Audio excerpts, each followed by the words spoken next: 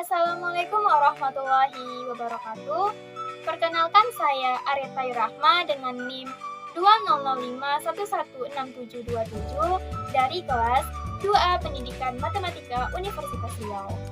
Sebelumnya, saya mengucapkan terima kasih kepada Bapak Dr. Handu Syahrifudin MSI dan Ibu Cindy Lestari SPD yang telah memberikan tugas video pembelajaran untuk memenuhi ujian akhir semester ini dan juga telah membimbing mata kuliah perkembangan peserta didik.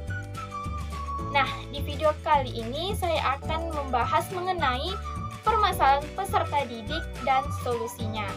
Salah satu permasalahan peserta didik yang sangat menarik dan banyak terjadi di kalangan peserta didik yang akan saya bahas kali ini yaitu minimnya nilai-nilai moral dalam peserta didik. Mengapa saya membahas permasalahan ini? Karena permasalahan ini merupakan salah satu permasalahan yang cukup meresahkan dan memprihatinkan. Kita tahu bahwa tingkat pendidikan membantu seseorang untuk mendapatkan pengetahuan, rasa hormat, dan pengakuan. Tidak hanya mendapatkan ilmu ataupun rasa hormat saja, tetapi dengan pendidikan dapat membentuk atau mengubah menjadi karakter-karakter atau nilai-nilai yang baik. Sedangkan moral adalah kondisi pikiran, perasaan, ucapan, dan perilaku yang terkait dengan nilai-nilai positif. Nah, pendidikan kita dapatkan melalui sekolah. Sekolah merupakan suatu lembaga untuk para siswa menimba ilmu dan mengembangkan kepribadian guna terciptanya generasi-generasi penerus bangsa yang cerdas dan berbudi pekerti luhur. Sekolah juga tempat para siswa mendapatkan pendidikan. Akan tetapi di masa sekarang ini banyak sekali peserta didik yang kurang atau hilangnya nilai-nilai moral dalam diri peserta didik. Salah satu contoh minimnya nilai-nilai moral dalam diri peserta didik yang melibatkan siswa dan guru di sekolah yaitu kurangnya atau hilangnya rasa hormat siswa terhadap guru. Seringkali saya sendiri melihat di berita yang ditayangkan di televisi beberapa siswa atau remaja yang tidak memiliki rasa hormat terhadap gurunya, seorang siswa yang berani berbicara keras kepada gurunya, menyela pembicaraan guru. Nah, jadi dapat kita ketahui bahwa contoh bentuk permasalahan moral peserta didik yaitu yang pertama diantaranya tidak sopan dalam bertingkah laku kepada guru, orang tua, dan antar sesama teman. Yang kedua, merokok. Yang ketiga, tawuran antar pelajar. Yang keempat, tidak disiplin. Yang kelima, adanya siswa yang mengganggu siswa lain. Yang keenam, adanya siswa yang melakukan perlakuan asusila. Yang ketujuh, adanya siswa yang memaksa siswa lain untuk menyerahkan uang. Yang kedelapan, adanya siswa yang kehilangan HP, uang, iPod, dan masih banyak lagi. Mengapa siswa melakukan hal tersebut? Karena siswa cenderung melupakan sopan santun terhadap guru, orang tua, maupun sesama teman yang pada dasarnya kita tahu bahwa guru adalah orang tua di sekolah yang harus dihormati. Tidak masalah jika menganggap guru sebagai teman, tetapi sikap sopan santun juga harus tetap dijaga.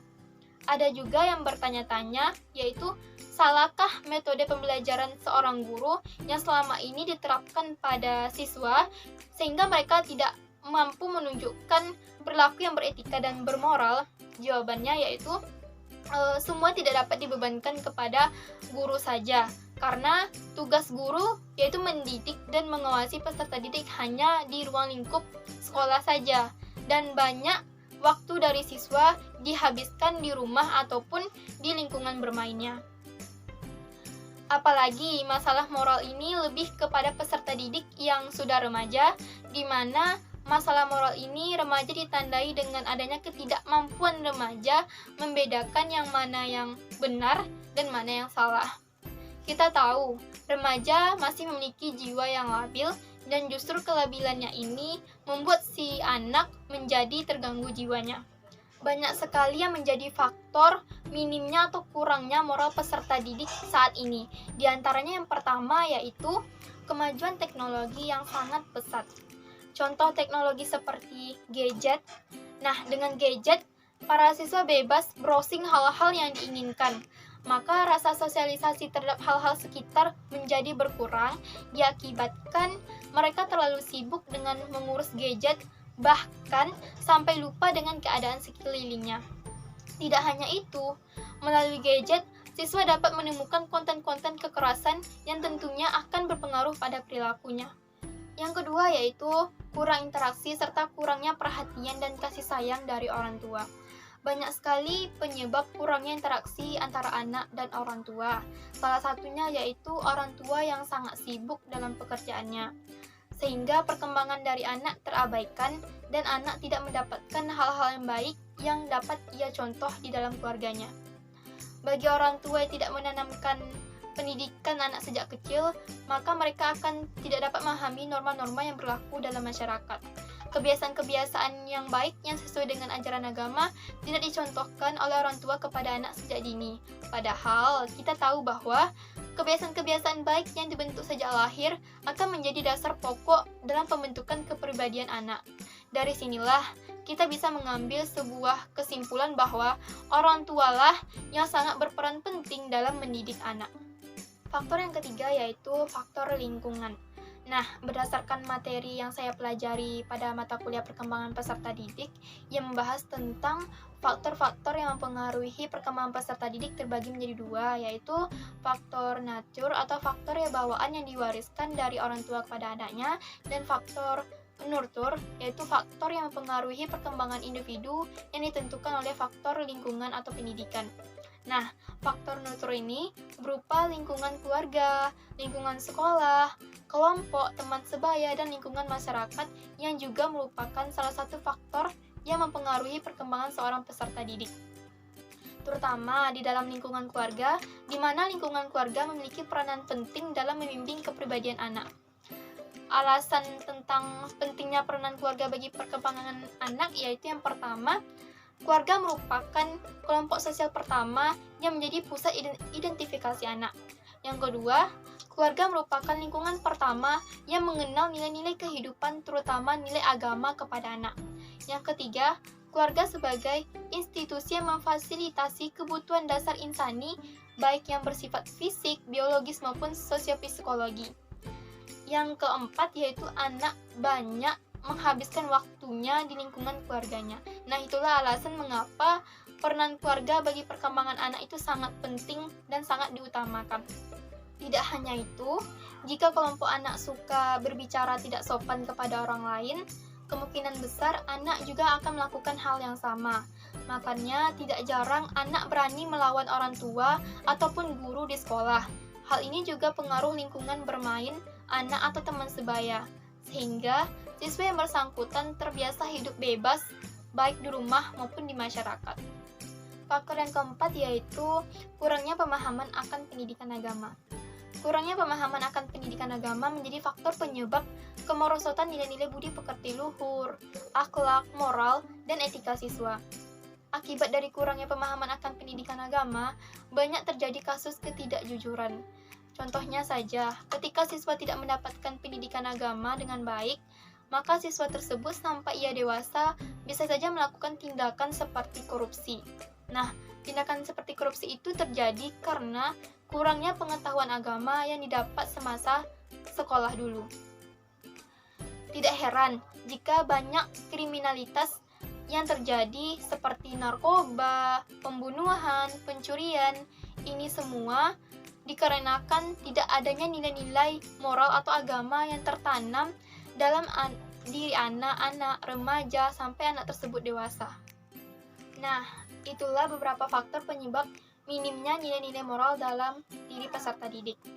Dari mulai kondisi rumah yang tidak harmonis, kurangnya pemahaman akan pendidikan agama, lingkungan tempat tinggal yang sering terjadi konflik atau tidak kondusif, bahkan peran teknologi atau media massa yang sangat berkembang pesat di masa sekarang ini dapat mempengaruhi pola pikir seorang siswa yang rentan untuk mengekspresikan ego dan nafsunya. Nah, melihat semua realita yang terjadi pada sekarang ini, yang dialami siswa dapat dikatakan bahwa telah terjadi penurunan nilai-nilai moral pada peserta didik. Peserta didik yang seharusnya menunjukkan akhlak yang mulia, justru malah menunjukkan tingkah laku yang buruk.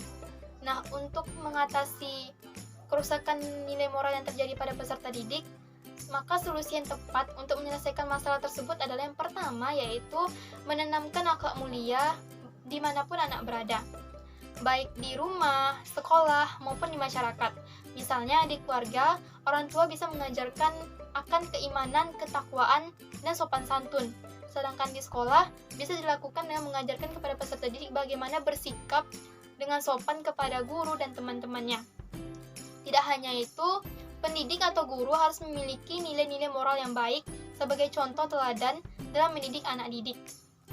Setiap perkataan harus dibarengi dengan perbuatan sesuai dengan apa yang telah dikatakan, sehingga siswa atau peserta didik akan secara ikhlas dan pasti menirukan apa yang dikerjakan oleh pendidik atau gurunya.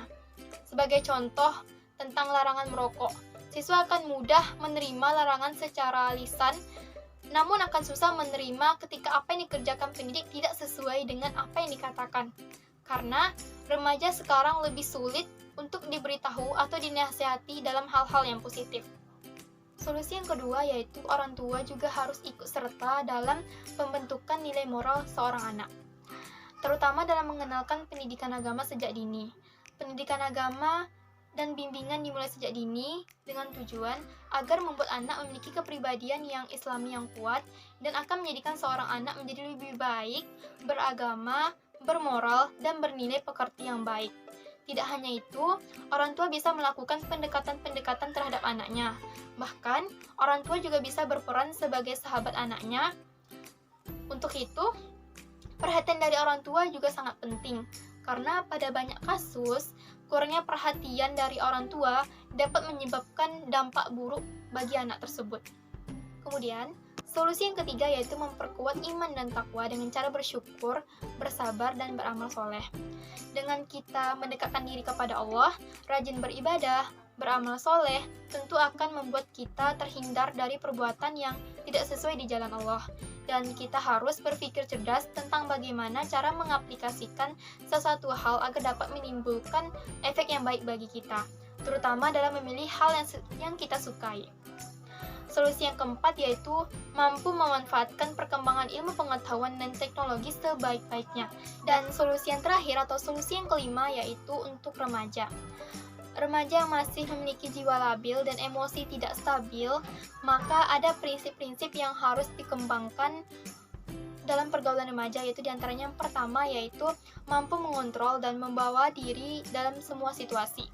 Yang kedua yaitu mencari kawan yang baik dan dapat memotivasi untuk mengembangkan potensi diri. Yang ketiga yaitu mengembangkan sikap tanggung jawab terhadap semua tugas yang diemban, sehingga dapat mempersiapkan masa depan yang gemilang. Yang keempat yaitu mengembangkan kemampuan diri untuk mencapai prestasi ataupun kematangan diri, sehingga memiliki kemampuan dan modal yang cukup untuk menyongsong masa depan. Yang kelima yaitu tidak mudah larut dalam kesenangan dan pergaulan bebas, karena kebiasaan ini akan menguras segala kemampuan dan dapat menghancurkan masa depan. Yang keenam yaitu melakukan kegiatan-kegiatan yang positif bagi masa depan remaja, yaitu yang berkaitan dengan peningkatan ilmu pengetahuan, keterampilan, serta perkembangan kepribadian yang positif bagi remaja. Nah, itulah tadi beberapa solusi untuk permasalahan minimnya nilai-nilai moral pada peserta didik. Selain solusi, ada juga upaya yang bisa dilakukan oleh seorang guru dan orang tua dalam mengatasi minimnya nilai-nilai moral pada peserta didik. Upaya guru dalam mengatasi masalah tersebut terbagi menjadi dua, yaitu upaya dalam mencegah permasalahan moral dan upaya dalam menyelesaikan masalah moral. Untuk upaya dalam mencegah permasalahan moral siswa, guru bisa mengadakan sosialisasi moral dan agama serta kedisiplinan setiap upacara Senin. Yang kedua, juga bisa dilakukan himbauan dalam bentuk stiker atau spanduk. Yang ketiga, yaitu menyisipkan tentang moral dan agama pada setiap mata pelajaran. Sedangkan untuk upaya penyelesaian masalah moral pada siswa, guru bisa memberikan teguran. Guru juga bisa memberikan bimbingan dan arahan. Guru juga bisa melakukan konseling individual. Dan guru juga bisa memanggil orang tuanya. Selain itu, guru juga bisa memberikan sanksi yang sesuai dengan permasalahan pada peserta didik tersebut. Dan guru juga bisa mengembalikan siswa kepada orang tuanya. untuk upaya orang tua dalam mengatasi permasalahan moral, yaitu orang tua bisa memberikan nasihat kepada anaknya atau bimbingan kepada anaknya. Terus yang kedua, orang tua bisa mengarahkan anaknya dalam memilih lingkungan pergaulan. Yang ketiga, orang tua bisa mengontrol pergaulan anaknya. Yang keempat yaitu orang tua harus melakukan ketegasan dalam mendidik anak-anaknya. Terus yang kelima yaitu orang tua harus selalu memberi contoh yang baik dan memberikan pendidikan agama di tempat pengajian. Jadi, siswa yang memiliki karakter yang baik tentu didasari dengan lingkungan yang hebat. Ada peranan orang tua, guru, serta masyarakat dan bahkan pemerintah. Anak-anak harus ditanamkan dengan pendidikan moral yang baik sejak dini agar mereka bisa membedakan mana yang baik dan mana yang buruk. Oleh karena itu, orang tua dan guru harus bekerja sama dalam pendidikan karakter yang hebat. Nah, itulah beberapa solusi dan upaya dari permasalahan peserta didik mengenai minimnya nilai-nilai moral pada peserta didik yang sudah saya jelaskan sebelumnya. Diharapkan dengan solusi dan upaya ini dapat membantu dan mengurangi permasalahan minimnya nilai-nilai moral pada peserta didik. Selain yang saya jelaskan tadi, mungkin masih banyak solusi dan upaya dari permasalahan nilai moral pada peserta didik ini. Yang terpenting, orang tua dan guru harus bekerja sama dalam pendidikan karakter yang hebat, karena seorang guru tidak mampu menciptakan siswa yang berkarakter dengan sendirinya. Nah, itulah yang dapat saya jelaskan mulai dari permasalahan peserta didik, yaitu minimnya nilai-nilai moral pada peserta didik sampai dengan solusi dan upaya terhadap permasalahan tersebut. Saya mohon maaf apabila dalam penyampaian tadi terdapat kata-kata yang salah atau pengucapan yang salah. Saya akhiri dengan mengucapkan wabillahi taufiq wal hidayah. Wassalamualaikum warahmatullahi wabarakatuh.